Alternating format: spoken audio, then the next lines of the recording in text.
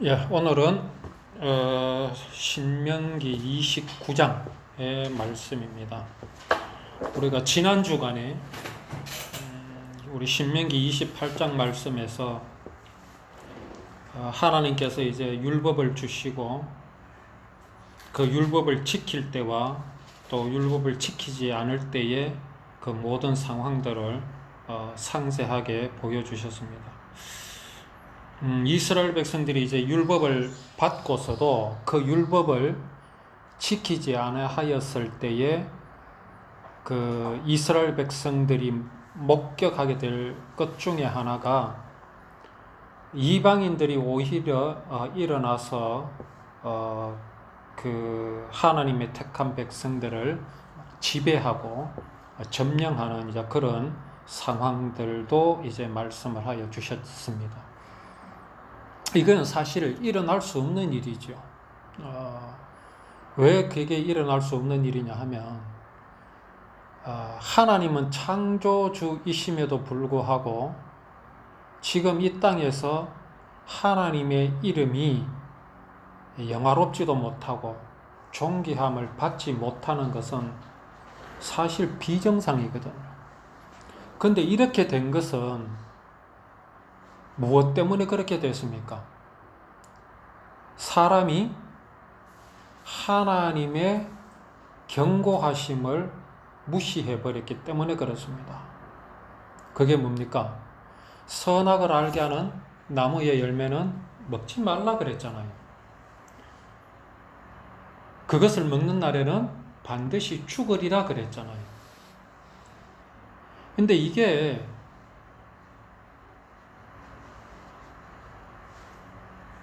단순히 생각하면 그냥 먹지 마. 그러면 안 먹어야 되고. 그렇게 하는 것이 하나님의 말씀을 따르는, 지키는 순종이다. 그렇게만 생각을 하는 것과 하나님께서 왜 이것을 먹지 말라고 하셨는가를 내가 깊이 생각하는 것. 그렇게 함으로 그 선악을 알게 하는 나무에 대해서 생각하는 바가 분명히 다르다 말이에요. 그거를 또 부정적으로 말하면 뭘 그렇게 복잡하게 생각하느냐 이렇게 말할 수가 있겠죠.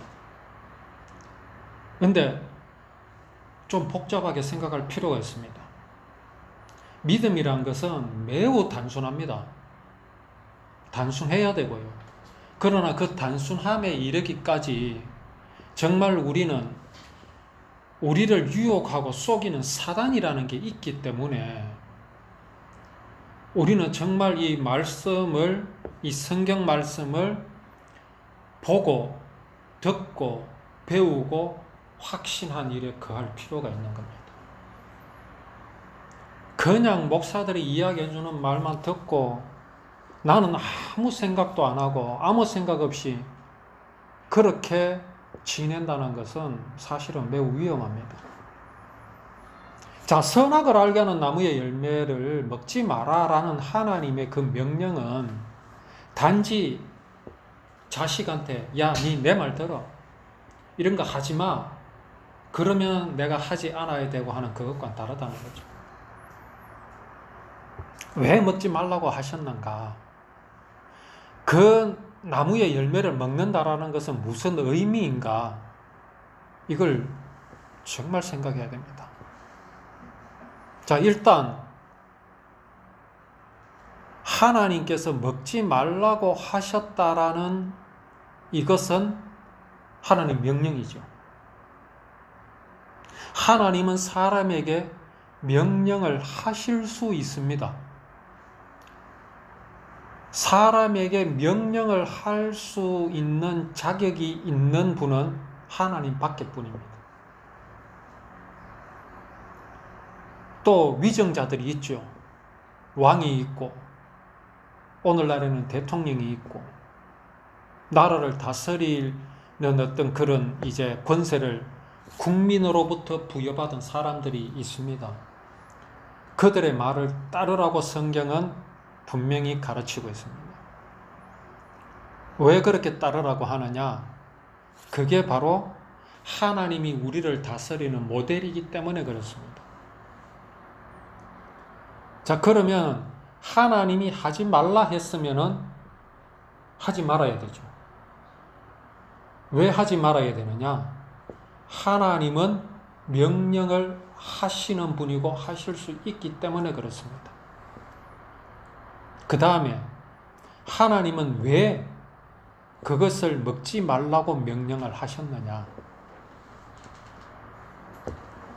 그것을 먹는다라는 것은 하나님의 명령을 어기는 것이 되잖아요. 하나님의 명령을 어겼다라는 것은 뭡니까? 내가 하나님을 무시하는 결과가 되는 겁니다. 무시하기 때문에 먹게 되는 거잖아요. 자, 무시한다라는 것은 또 어떤 의미입니까? 내 마음 속에서 나의 주가 되시는, 주인이 되시는 그 하나님을 버린다는 의미가 됩니다. 이건 매우 심각하죠. 하나님을 버리면은 그게 도대체 무엇이냐 이거죠. 하나님을 버린다는 것이 무엇이냐? 하나님을 버린다는 것이 바로 생명을 버린다는 것입니다. 사람은 분명히 이 땅에 존재하고 있습니다. 내가 지금 이 자리에 앉아 있고 내가 지금 살아 있습니다. 스스로 이 땅에 뭐 어디에서 툭 떨어져서 아니면 내가 스스로 나를 창조해서 그렇게 존재하는 사람은 단 한 사람도 없습니다. 스스로 계시는 분은 하나님밖에 뿐입니다. 나는 부모님이 계셨기 때문에 내가 이 땅에 존재하는 겁니다. 이걸 무시할 수 있습니까? 하나님의 명령을 무시한다는 얘기는 하나님을 무시한다는 얘기고, 나를 창조하셨고 생명을 주신 하나님을 무시한다는 거죠. 내 속에는 하나님이란 없다. 나는 나다 이거죠. 나는 나다. 이게 있을 수 있습니까? 그래서 나라는 인간이 유혹도 이길 수 있고 욕심도 이길 수 있고 어떤 욕망도 이길 수 있고 다 이길 수 있으면 문제될 게 없지요. 이 세상은 정말 맑고 향기로운 세상이 됩니다. 그런데 인생은 그렇게 될 수가 없어요. 왜 될 수가 없느냐? 하나님을 무시했기 때문인데, 하나님을 무시한 게 무엇이라서 될 수 없느냐 이거죠. 그건 바로 생명을 무시한 거기 때문에 그렇습니다. 생명.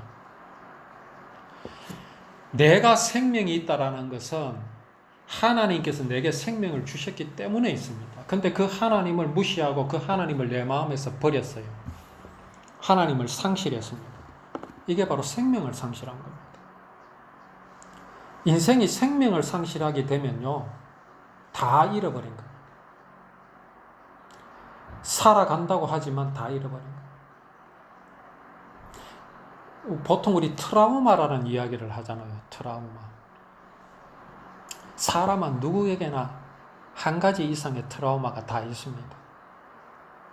우리가 흔히 미국 사람들, 서양 사람들은 사람을 만나면 잘 웃지요. 잘 웃잖아요. 미소를 띠잖아요. 우리는 이제 생각하기를, 저 사람들은 참 인사성도 밝고 뭐 그렇다라고 하는데, 심리학자들은 그렇게 안 봅니다. 그게 트라우마 때문에 그렇다랍니다. 트라우마 때문에.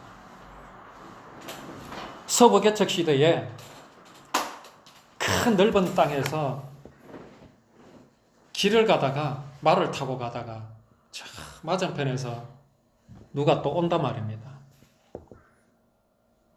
아무도 없어요. 근데 인상을 쫙 기르고 대박 총 쏴버려요. 그러니까 미소를 띄워줘야 돼요. 왜? 나는 당신한테 적대감이 없다. 이 표현입니다. 그게 문화가 된 겁니다. 우리 친절한 사람이 있잖아요. 선천적으로. 그 친절은 심리학자들은 뭐라고 말하느냐 하면은 대인공포증이라고 말합니다. 저도 이래 보통 친절한 사람이 집안에서는 별로 안 친절합니다. 밖에 나가서는 엄청 친절합니다. 왜 그러냐? 대인공포증 때문에 그래요. 저도 어디 가서 친절하다는 소리를 많이 듣는데 옛날에는 그걸 참 듣기 좋아했고 아 그렇구나 했는데 지금은요. 그 칭찬 자체를 굉장히 부정합니다. 왜? 나는 친절한 사람이 아닙니다. 내가 저 사람에게 친절하게 해주지 않으면 저 사람이 나를 욕할까 싶어서 그게 무서워서 하는 겁니다. 솔직한 말. 그렇습니다. 그게 인생입니다. 왜 그렇습니까, 인생이? 뭐 때문에 그렇게 두렵습니까? 뭐 때문에 미소를 띄어야 되고, 뭐 때문에 사람들에게 친절해야 됩니까? 친절한 건 맞아. 친절해주면 좋아요. 그러나 내가 뭔가를 대단한 걸 가지고 있고 내가 참 카리스마가 있으면서 친절한 건 그걸 카리스마라고 그러죠. 근데 인생이 왜 그래 됐습니까? 그게 인생이 트라우마가 있기 때문에. 그 트라우마가 바로 뭐냐 하면은 생명을 상실하여 버린 트라우마입니다. 그게 인간의 본성입니다. 본성. 하나님을 상실하여 버렸기 때문에 인생은 꼬인 겁니다. 꼬였어. 그런 인생이 나는 착하다. 어떤 불의를 보고 분노해 하면서 우리 이런 불의에 대해서 참을 수 없다 하고 일어나고 근데 보니까 어때요? 그래서 권력 잡았어요. 왜? 약한 자들의 힘을 얻어가지고 지지를 받아가지고 가난한 사람의 지지를 받고 소외된 사람의 지지를 받고 그런 사람들 많잖아요. 여호와 증인, 양심적 병력 거부, 약자들 아닙니까? 동성연애자, 약자들 아닙니까? 미투, 약자들 아닙니까? 이런 사람들의 지지를 받아 자기는 안 그렇다고 더 그래. 그게 인생입니다. 왜 그렇습니까? 생명을 잃어버렸기 때문에 그거를 인생은 인정을 해야 돼요. 그걸 인정 안 한다고요. 자, 이러한 인생들이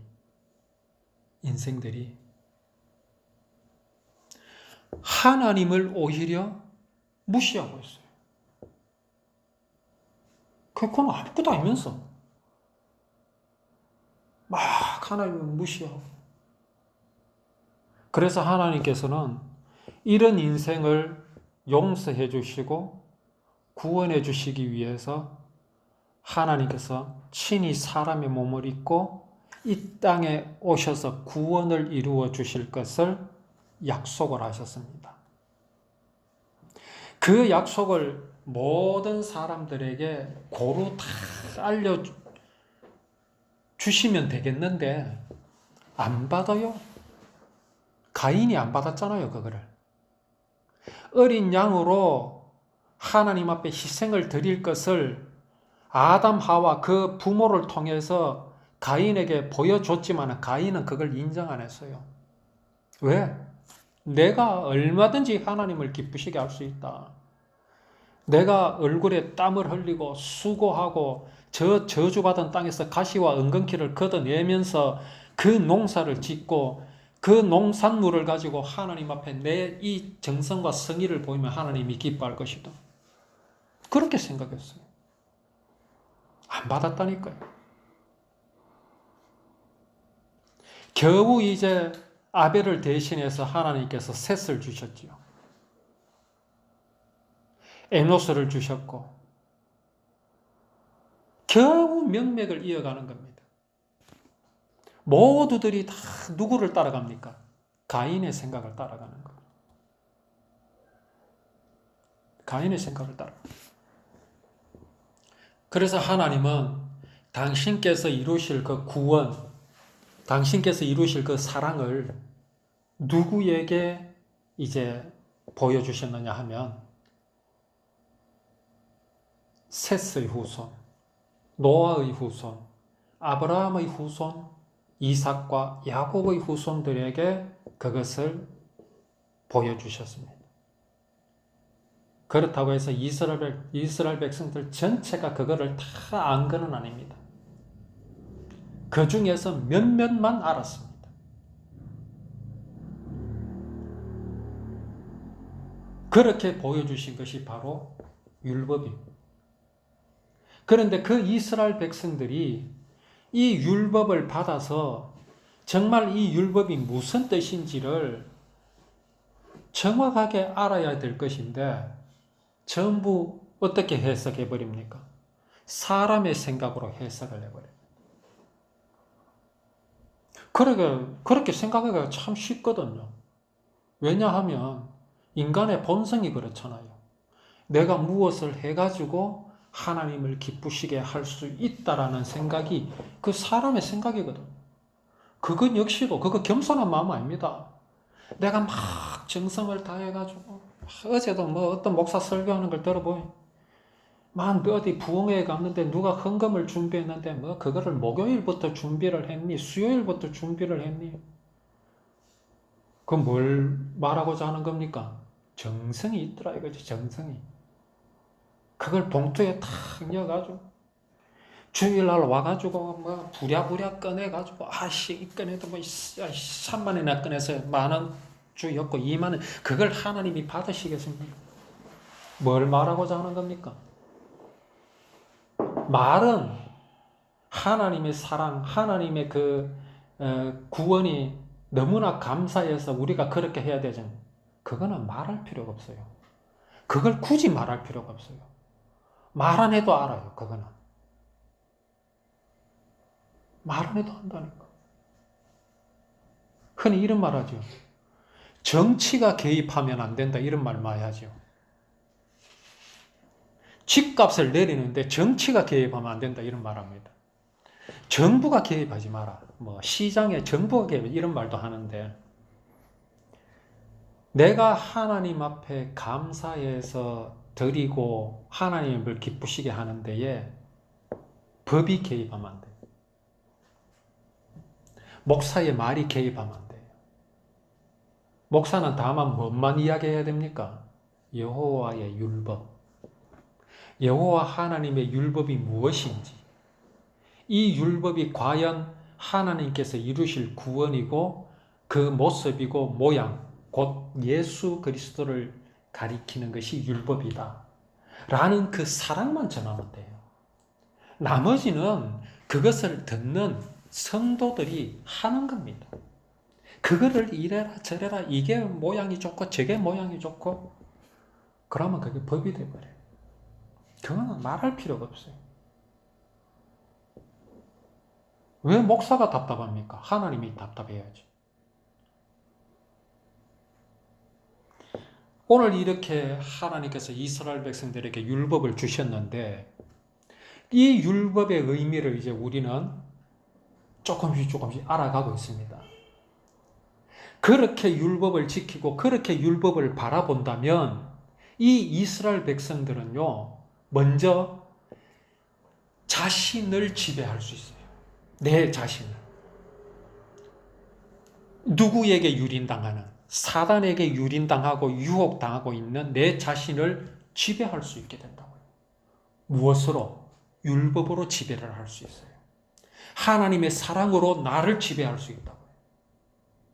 그러면 이 한 사람 한 사람들이 무리를 이루잖아요. 백성이 되잖아요. 나라가 되잖아요. 그러면 그 나라는 모든 나라들이 그 나라를 바라볼 때 어떻게 보겠어요? 위대한 나라로 보게 됩니다. 도대체 저 사람들은 전에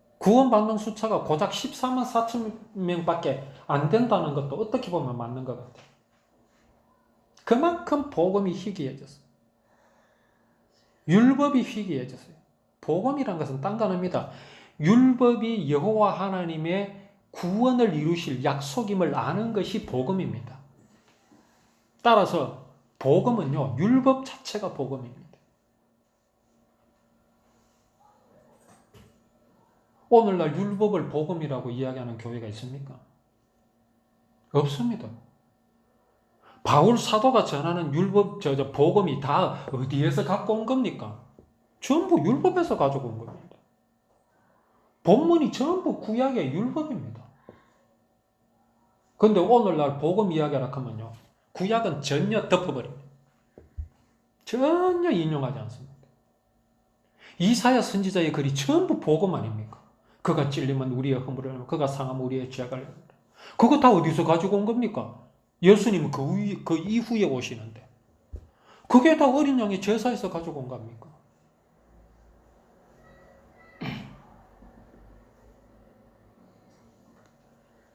정말 우리가 지금이라도, 이제라도 우리가 율법에 대해서 정확하게 이렇게 눈치를 채울 수 있었다는 것은 정말 하나님의 큰 은혜입니다.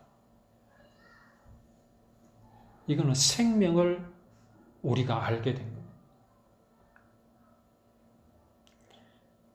하나님께서 이스라엘 백성들을 이렇게 세우시고 그들에게 율법을 이렇게 강조하시는 것은, 율법이 법이라면 하나님은 이스라엘 백성들에게 십계명과 율법 안 주셨습니다. 주실 이유가 없지요. 그거 아니라도 얼마든지 착하게 살아가는데. 율법이 없을 때도요, 사람들 다 착하게 살았어요. 뭐 때문에? 어떤 걸 근거로? 선악을 아는 일에 하나님과 같이 된 그 하나님의 경지에 이른 선악을 구별할 줄 아는 그것으로 사람들은요, 선하게 살려고 노력했고 선하게 살았어요. 근데 굳이 율법을 왜 주셨겠어요? 착하게 살으라고? 아닙니다. 율법에 보여주신 이것이 하나님의 사랑이고 하나님의 마음이고 이러한 모양과 모습대로 구원을 이루어주실 것을 약속으로 보여주신 것입니다. 우리는 더욱 이 율법을 읽고 듣고 되새기고 정말 우리 마음에 율법의 한 말씀 한 말씀들을 새기면서, 그러므로 먼저 나 자신을 지배할 수 있고 하나님의 사랑, 하나님의 율법으로 지배하고 나아가서 또 모든 사람들에게 나의 그러한 승리한 이 모습을, 사단을 이길 수 있는 능력이 내게 있는 이런 모습들을 우리가 드러내 보여주므로 그것이 전도가 되는 그런 우리의 삶이 되기를 소원합니다.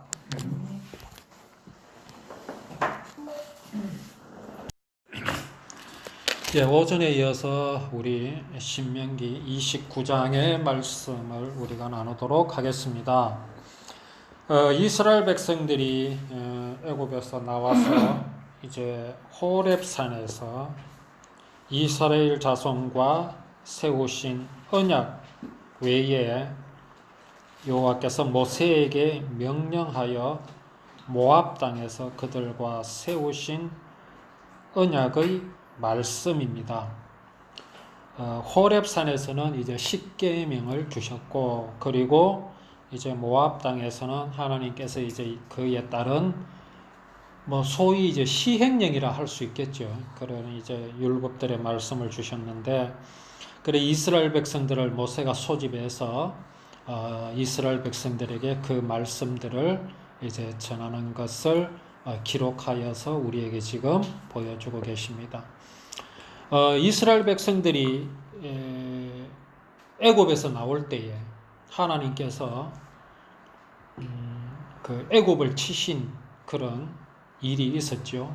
그리고 그들이 애굽에서 나올 때에 그 애굽 백성들이 그들을 어떻게 대우하였고 또 홍해를 건너고 하는 여러 가지 그런 큰 기사와 이적과 그런 시험을 이스라엘 백성들은 보았습니다.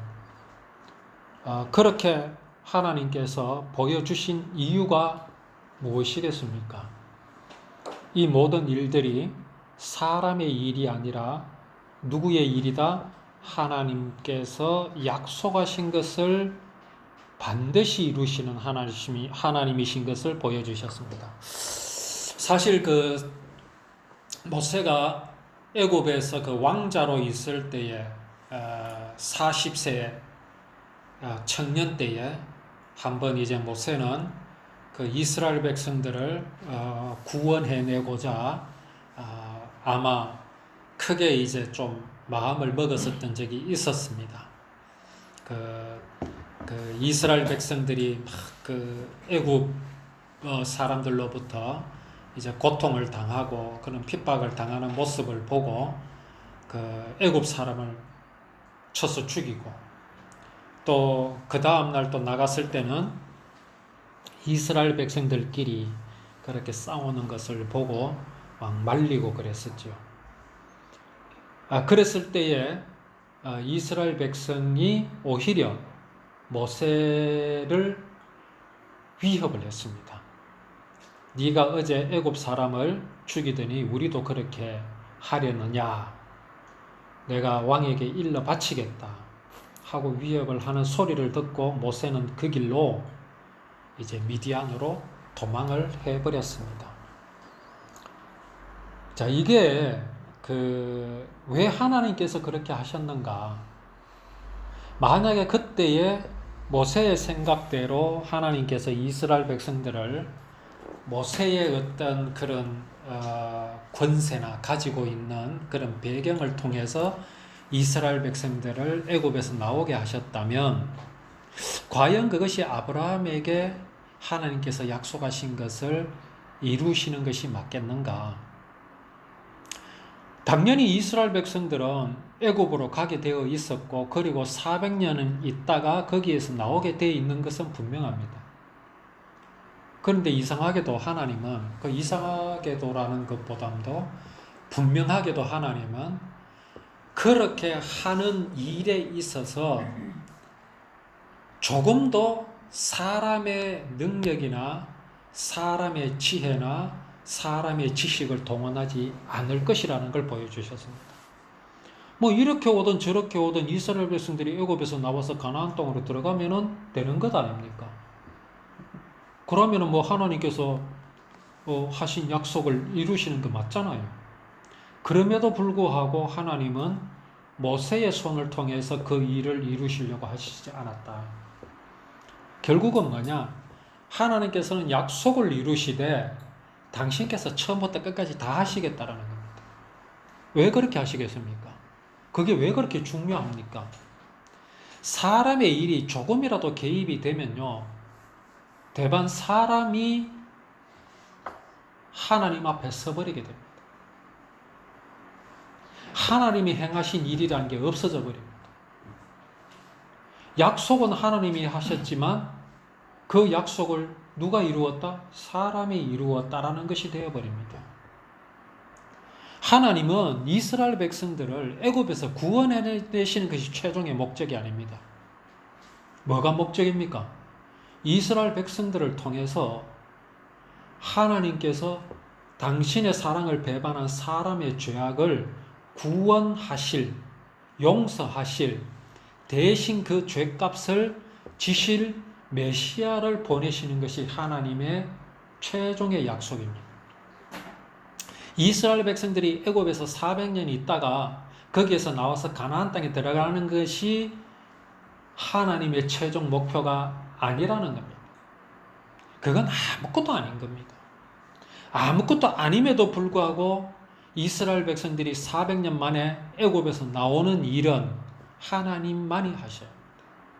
그래야 그 이후에 모든 일어난 일들이 첫째 이스라엘 백성들 입에서 이것은 하나님께서 행하셨다라는 고백이 되어야 되죠. 그렇지 않으면 율법은 사람의 것이 되어버립니다. 그래서 이제 그 하나님께서 행하심이 분명하고 처음부터 끝까지 하나님께서 이스라엘 백성들을 간섭하시고 이스라엘 백성들을 구원하셨다라는 것을 보여주셨습니다. 그 큰 시험과 이적과 큰 기사를 누구의 눈으로? 이스라엘 백성들의 눈으로 보게 하셨습니다. 이렇게 됐을 때 이스라엘 백성들 중에 누구 하나라도, 단 한 사람이라도 그들이 가나안 땅에 도착한 것이 사람이 행하였다고 한마디도 말할 수 없도록, 말하지 못하게 하시기 위해서 하나님은 이스라엘 백성들에게 큰 기사, 이적과 시험 이런 것들을 보여주신 겁니다. 그러나 깨닫는 마음과 보는 눈과 듣는 귀는 오늘 여호와께서 너희에게 주지 아니하셨느니라. 이건 도대체 무슨 말씀일까요? 이스라엘 백성들에게 율법을 주셨는데 그거를 당장 깨닫게 하시고, 그죠? 또 보는 눈을 주시고 듣는 귀를 주시면 얼마나 좋겠습니까? 근데 주시지 않으셨다고 지금 말씀하시지요. 우리가 오늘날 율법은 법이 아니라 하나님의 약속이라는 것을 이제 보게 되었습니다. 그것도 아주 조금 보게 되었습니다.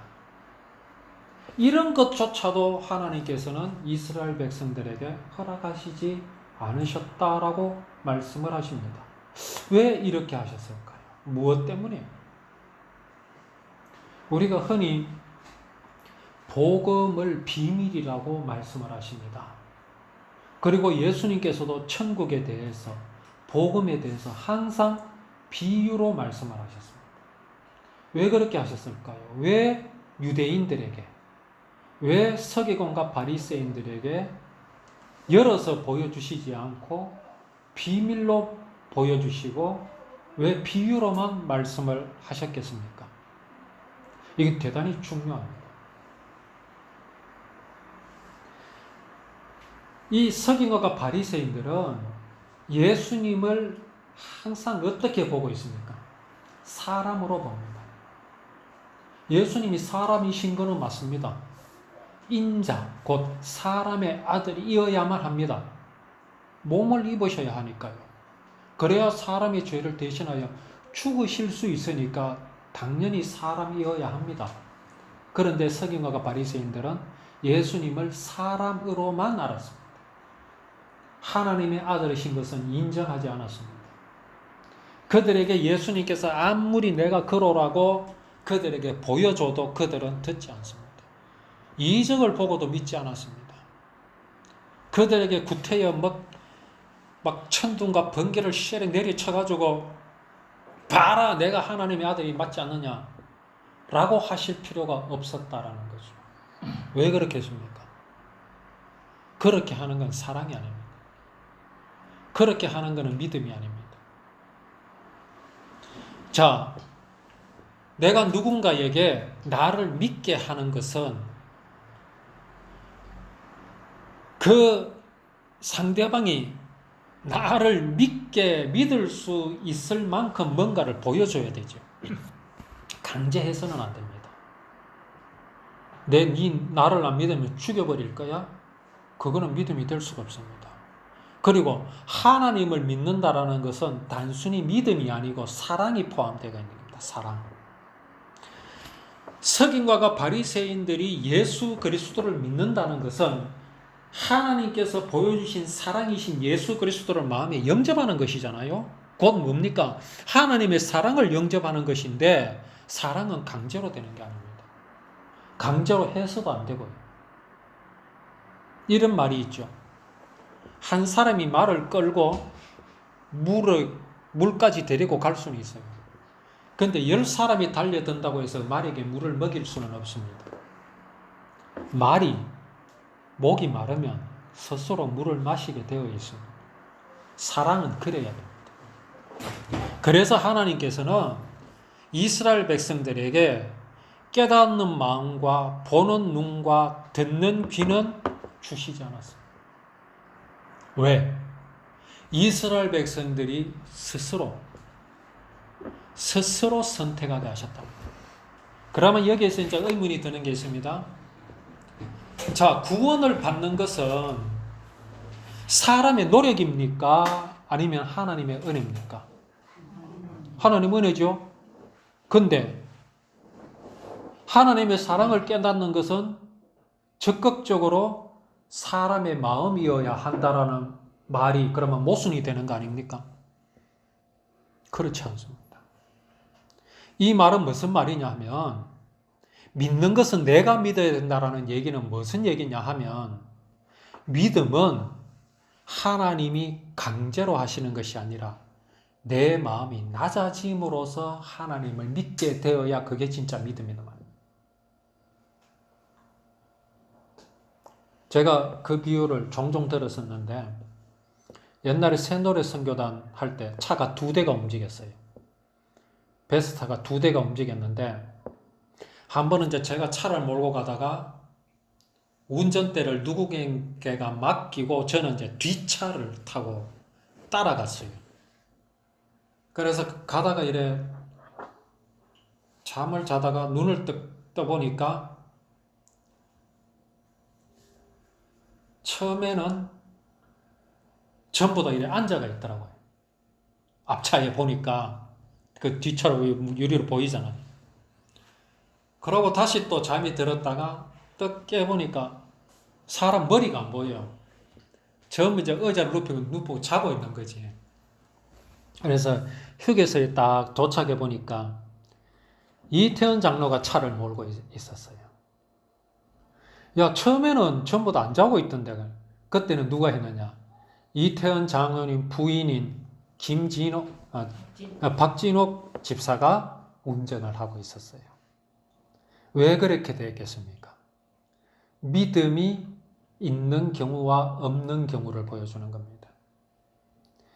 자, 박진옥 집사가 내가 운전을 잘하니까 날 믿어라 하고 아무리 강조를 해도 믿을 수가 없습니다. 운전을 하는 걸 보면 알잖아요. 저래놓고 나를 믿어라? 어떻게 누워 잘 수 있겠습니까? 그런데 이태원 장로가 운전을 딱 하면 어떻습니까? 뭐 믿으라고 강조하지 않아도 딱 보면 압니다. 믿음은 그래야 되는 겁니다. 이스라엘 백성들에게 하나님께서 날 믿어라. 그래가지고 뭐 천둥을 치고 막 그래 암만 그래도 안 믿습니다.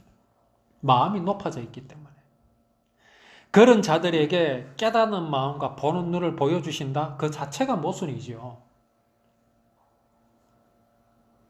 정말로 율법을 보면서 이 율법이 법이 아니라 하나님의 약속이라는 것은요, 그게 믿어지려면 참으로 과정이 필요합니다.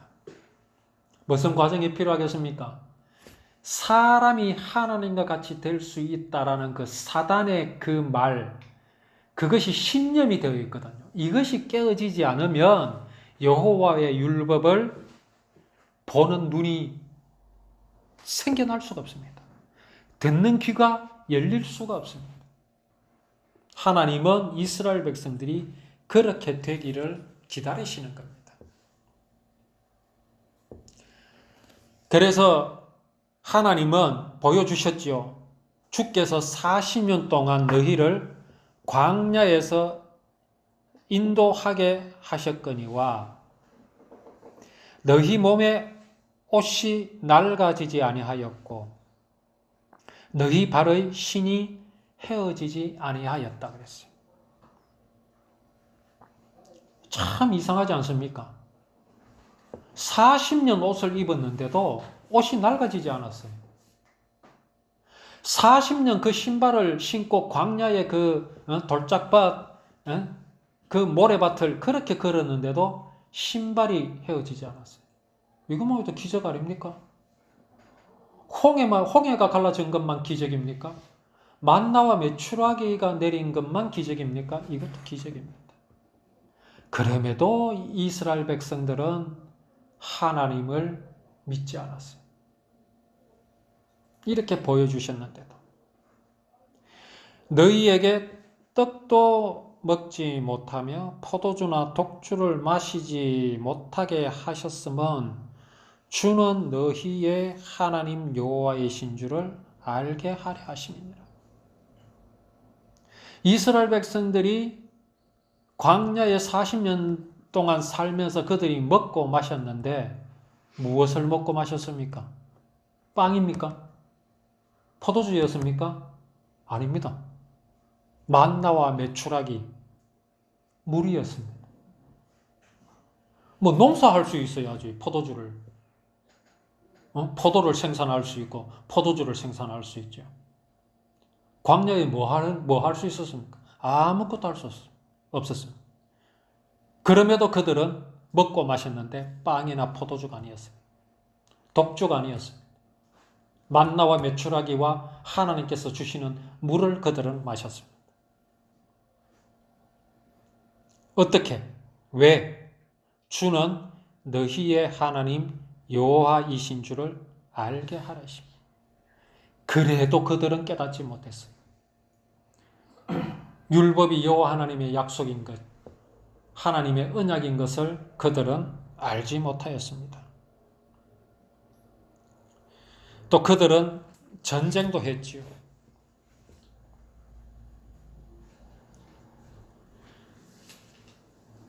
여호와께서 내게 말씀하신 대로 또 네 조상 아브라함과 이삭과 야곱에게 맹세하신 대로 오늘 너를 세워 자기 백성을 삼으시고 그는 친히 네 하나님이 되려 함이니라. 이스라엘 백성들을 그렇게 인도하시고 또 적들과 싸워서 이기게 하신 모든 것들은 하나님께서 당신의 약속을 이루시려 하신 것입니다.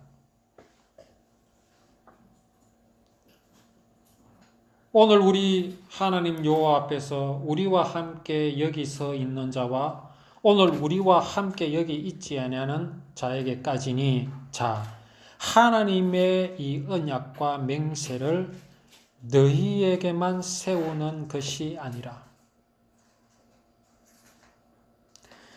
하나님께서 이스라엘 백성들에게 율법을 주시고 약속을 세우셨죠. 약속. 무슨 약속입니까? 구원이라는 약속을 세우셨는데 그것은 지금 당장 있는 이들에게만 향한 것이 아니라 누구에게? 오늘 우리 하나님 여호와 앞에서 우리와 함께 여기 서 있는 자와 오늘 우리와 함께 여기 있지 아니하는 자에게까지는 뭡니까? 그 후손들까지. 자, 이게 율법입니다. 그렇게 세우신 게 율법입니다. 법이라면요, 그렇게 할 수가 없어요. 법은 어떻게 해야 됩니까? 자꾸 개정해야 됩니다. 아까 아침에 장로님, 뭡니까? 그 지상철, 타고 가실 때 할머니들 하는 이야기를 전해주셨는데, 여전히 오늘날 교회의 이 교인들이 주일날 우린 돈을 안 쓴다. 근데 그 할머니 돈 안 쓸까요? 요새 다 쓰던데. 지하철 타고 오지 말아야지. 이건 말도 안 되지. 그것도 돈 쓰는 거잖아요. 그 율법을 개정을 해가지고 이스라엘 지금 유대인들은요 2km 이상을 걸으면 안 돼. 개정을 했구나. 그 5리 이상까지 말하거든요. 2km 이상 못 가는. 근데 이제 개정된 것도 있죠. 뭐 엘리베이터도 뭐 안식일 전용이 있고 뭐 그런 게 있더라고. 그러니까 이게 율법을 법으로 아니까 그렇게 오늘날 현실에 맞게 개정도 해야 되고 바꾸기도 해야 되고 그렇잖아요. 법은 개정할 수밖에 없어요. 요새 뭐 민식이법 하는 거 새로 나왔잖아요. 옛날에는 스쿨존에서 뭐 이래 사고 나면 물론 이제 가중처벌 되기는 하지만 그래도 운전자가 법규를 지킨 그 범위 내에서는 뭐 대방 구속하거나 그렇게 하지 않아요. 근데 요새는 무조건 사고만 남아. 무조건 기소하고 구속하고 벌금 뭐 얼마 이상 무조건 때려버리죠. 개정했잖아요. 이게 또 개정될 겁니다. 벌써 문제가 많아요. 아들이 요새는 영악하거든요. 일부러 차에 뛰어가 받치니 그런 놀이를 한대요. 일단 차에 받쳐가 다쳤잖아요. 그럼 무조건 문제가 생겨요. 무조건 경찰에 잡혀가야 되고 기소가 돼야 되고 구속돼야 되고 벌금 내야 되고. 그래서 여기에 이게 문제가 많다 해서 아마 그것도 개정될 겁니다. 법은 그래요. 그러나 여호와의 율법은 개정되는 게 없습니다. 아브라함에게 400년 전에 약속하셨던 400년이 아니구나. 아브라함에게 약속하셨던 이스라엘 백성들이 애굽으로 내려갔다가 400년 만에 돌아올 것이라 그거 한 번도 바뀐 적이 없습니다. 말씀하신 그대로 이루셨습니다. 그 약속을 누가 맨 처음 받았습니까? 아브라함이 받았지요. 그게 아브라함에게만 주신 약속입니까? 그랬다면 모세는 기억도 못 했지요. 모세는 알 수 없었죠, 그것을. 그게 변함이 없이 400년 동안 이스라엘 백성들에게 있었어요. 오늘 여기 그 호렙산, 시내산에서 주신 여호와 하나님의 율법, 그리고 모압 땅에서 주신 하나님의 그 명령하신 모든 것들인 결코 개정함이 없습니다. 왜? 구원을 이루실 약속이기 때문에 그렇습니다. 이 언약과 맹세를 모세 당대에게만 세우는 게 아닙니다. 영원한 약속입니다. 이것은요, 그 약속을 이미 이루셨잖아요. 끝이 아닙니다. 율법은 영원하다 그랬어요. 우리도 오늘날 우리도 율법을 지켜야 돼요. 단지 뭐가 다릅니까? 예수 그리스도가 오시기 전에는 이루실 것을 믿는 것이었어요. 그게 지키는 방법입니다. 오늘날은 약속을 이루신 것을 믿는 겁니다. 이게 율법을 지키는 방법입니다. 똑같습니다. 약속을 이루실 것을 믿는 거나 약속을 이루신 것을 보고 믿는 거나 똑같은 겁니다. 그래서 이사야 선지자 다윗이 율법을 지킨 그 믿음과 오늘의 우리의 믿음은 같아야 합니다. 그게 달라지면 안 돼요. 그럼 그건 구원 아닙니다. 그런데 오늘날 어떻습니까? 전부 다르게 이야기하고 있습니다. 이 율법을 이사야 선지자, 다윗, 우리의 믿음의 조상 모세로부터 시작해서 또 그 위에 아브라함으로부터 시작해서 그 위에 아담으로부터 시작해서 지키던 그 율법을 완전히 변개하여서 지금 이야기하고 있고 말하고 있습니다. 복음이 아니죠. 이렇게 하나님께서 이스라엘 백성들에게 여호와 하나님의 율법을 깨달을 수 있는 눈을 열어주시고 길을 열어주시는 방법이 이스라엘 백성들에게 재앙을 통해서 하십니다. 근데 그거는 하나님께서 재앙을 일부러 주시는 게 아닙니다. 이스라엘 백성들이 율법을 잊어버리고 율법이 하나님의 언약이라는 것을 잊어버리고 법으로 생각하고 법으로 지키기 시작할 때에 그들에게 하나님께서는 재앙을 내리십니다. 그런데 사실은 하나님께서 재앙을 내리시는 게 아닙니다. 그건 우리 분명히 알아야 합니다. 선악을 알게 하는 나무의 열매를 먹는 날에는 반드시 죽으리라는 것은 하나님께서 저주를 내리시려고 작정하신 게 아니라니까요.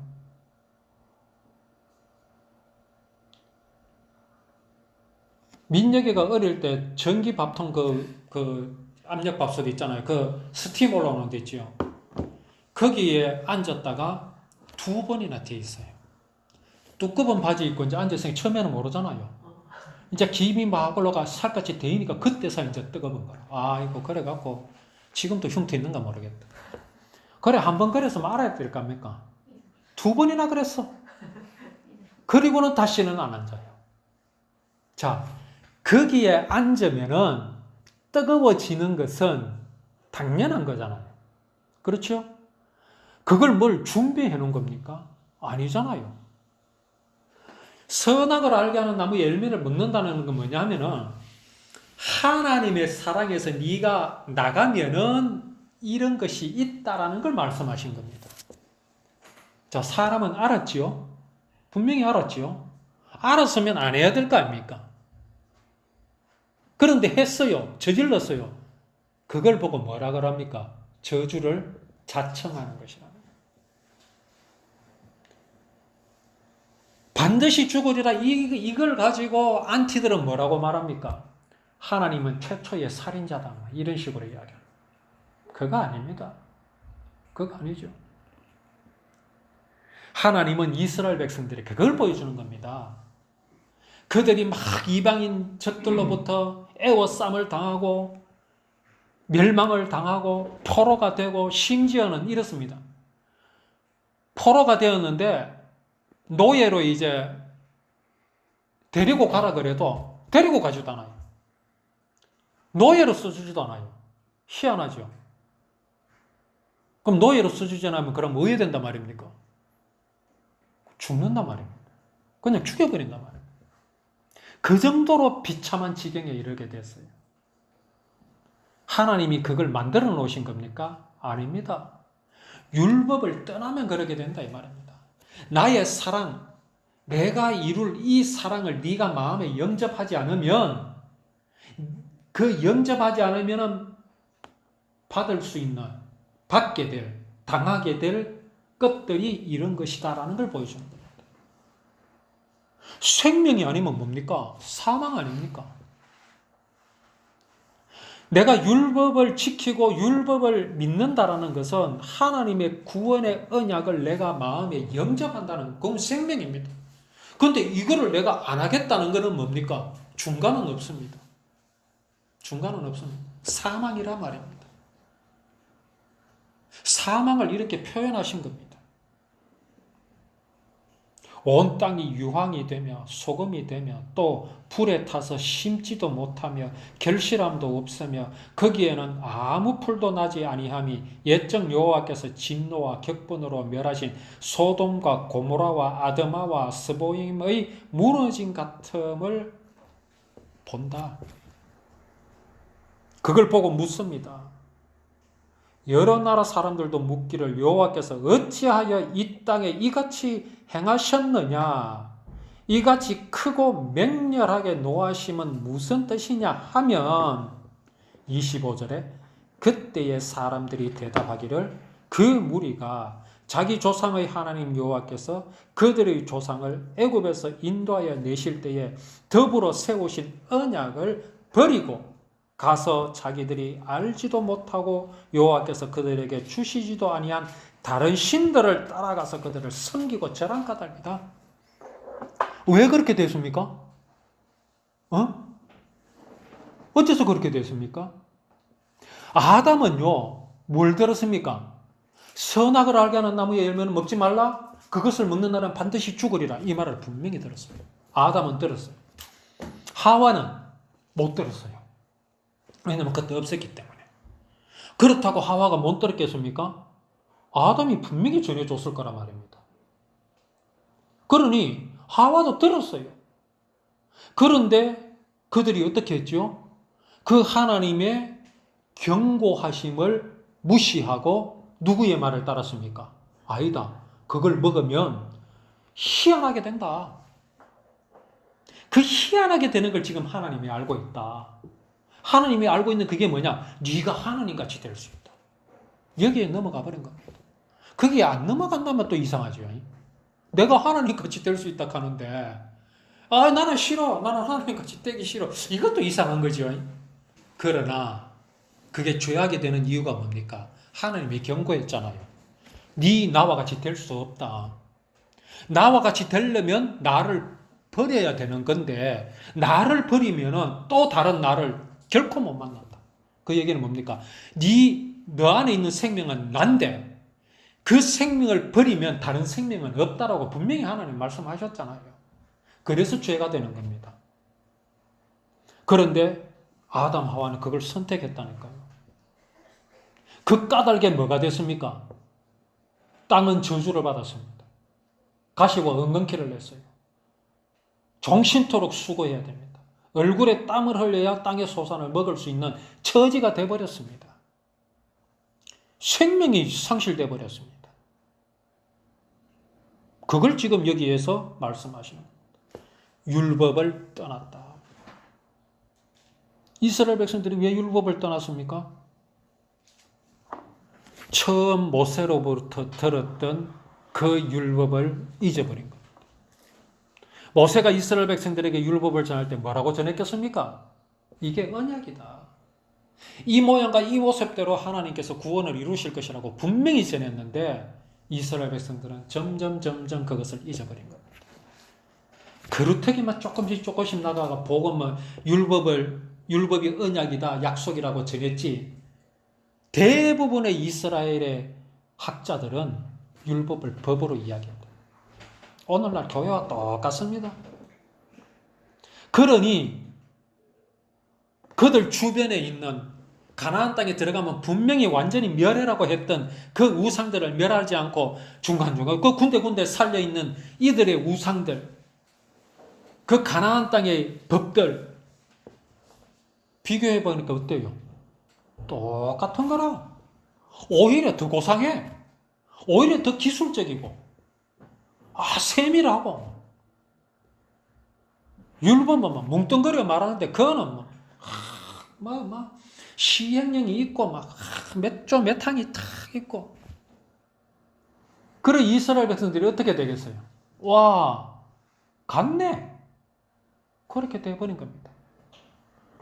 그러니까 어떻게 돼요? 가서 자기들이 알지도 못하고 여호와께서 그들에게 주시지도 아니한 다른 신들을 따라가서 그들을 섬기고 그렇게 돼버렸잖아요.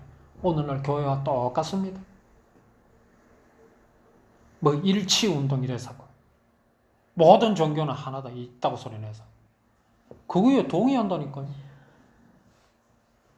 왜? 여호와의 율법과 세상의 법 구분을 못합니다. 그러니 당연히 여호와 하나님의 진노와 격분 그렇게 당할 수밖에 없는 겁니다. 감추어진 일은 우리 하나님 여호와께 속하였거니와 나타난 일은 영원히 우리와 우리 자손에게 속하였나니 이는 우리에게 이 율법의 모든 말씀을 행하게 하심이니라. 감추은 일이 뭡니까? 율법이 복음이고 율법이 여호와 하나님께서 이루실 구원의 언약이란 것은 감추어진 겁니다. 이거는요, 그 비밀을 알고자 하는 갈급한 마음이 없으면 절대로 안 찾아갑니다. 하나님, 갈급한 심령이라야 하나님을 찾습니다. 내게 생명이 없음을 알아야 찾습니다. 그런데 생명이 없음을, 인생에게 생명이 없음을 누가 가르쳐 줄 수 있습니까? 세상의 법, 세상의 종교 절대 안 가르쳐 줍니다. 사람은 우리 그런 말이죠. 성선설, 성악설이라고 말하잖아요. 오늘날은 보면 거의 성선설을 많이 따릅니다. 사람은 착하다. 원래 착하다. 그런데 그게 어떤 이론 이것을 떠나서 정말 우리가 우리 인생을 이 말씀을 가지고 들여다보면 인생은 성악설입니다. 악합니다. 그 악하다는 건 딴 거 아닙니다. 막 죄밖에 모르고 막 천지만 참 못된 짓만 한 그렇다는 의미가 합니다. 뭐가 악이냐? 하나님의 마음이 없음이 악입니다. 생명을 상실하여 버렸음이 악입니다. 마음에서 생명이 상실되어 버렸으니 나타나는 현상들이 뭐겠습니까? 인생들이 살아가면서 선한 모습 보입니다. 구제도 하는 것 보입니다. 정말 미담들이 있습니다. 정말 아름다운 미담들이 있습니다. 그리고 요새 막 이래 유튜브, 인터넷에 떠도는 그런 말들이 보면요, 주옥 같은 말씀들이 있습니다. 그래서 그걸 가지고 사람은 선하다? 천만에요. 그거는요, 선악을 아는 일에 하나님과 같이 되어버렸기 때문에 그렇습니다. 하나님께로부터 다 훔쳐나온 겁니다. 하나님의 그 마음을 훔쳐나온 겁니다. 그걸 그저 알고 있을 뿐입니다. 우리 인생은요, 선악을 알 필요가 없었어요. 하나님의 사랑 안에만 있으면 되는데, 우리 집에 빚이 많고, 우리 집에 재산이 얼마고, 그걸 애가 알을 필요가 뭐가 있습니까? 부모님이 사랑 안에 그 사랑 누리기만 하면 되는데, 부모들이 자식들한테, 야, 우리 집에 빚이 얼마다. 이걸 알려주고 싶은 부모가 어디 있어요? 그런데 구태여 지가 그거를 걔네가 알아가지고는 지가 걱정을 해서 하고, 그게 인생이 되어버렸습니다. 왜 내가 선악을 알 필요가 있습니까? 선악을 알고 있을 따름이지 선을 행할 힘이 사람에게 없습니다. 악을 물리칠 힘이 사람에게 없습니다. 왜? 죽었기 때문에 그렇습니다. 그게 사람의 악입니다. 하나님 앞에 죄악입니다. 그러므로 이제 하나님께서 당신의 사랑을 우리들에게 알려주시기 위해서 하나님의 사랑이신 그 율법을 어기고 살아갈 때에 하나님은 경고를 보여주십니다. 또 경고를 하셨던 역사들을 우리들에게 보여주십니다. 그게 성경에 기록된 이스라엘 역사입니다. 우리들은 그런 것을 볼 때에 뭐를 우리는 깨달아야 되겠습니까? 과연 이스라엘 백성들이 왜 이렇게 되었는가? 어쩌다 이렇게 되었는가? 이거를 우리는 이 말씀을 통해서 타산지석으로 삼는 겁니다. 그래서 이제 우리가 이스라엘 백성들이 영화를 누릴 때에 그들이 어떻게 해서 그렇게 될 수 있었는가? 정말 우리가 여호와 하나님의 율법을 정확하게 알고 하나님의 뜻대로 알고 우리가 율법을 볼 때에 그 율법은 그야말로 우리의 마음에, 우리의 입에 정말 꿀같이 단 여호와 하나님의 사랑임을 우리는 더욱더 알게 되고 누리게 될 것입니다. 이제 이 율법을 늘 우리가 항상 읽고 또 되새기고 우리가 기억하며 마음에 간직하는 우리의 믿음이 되기를 원합니다.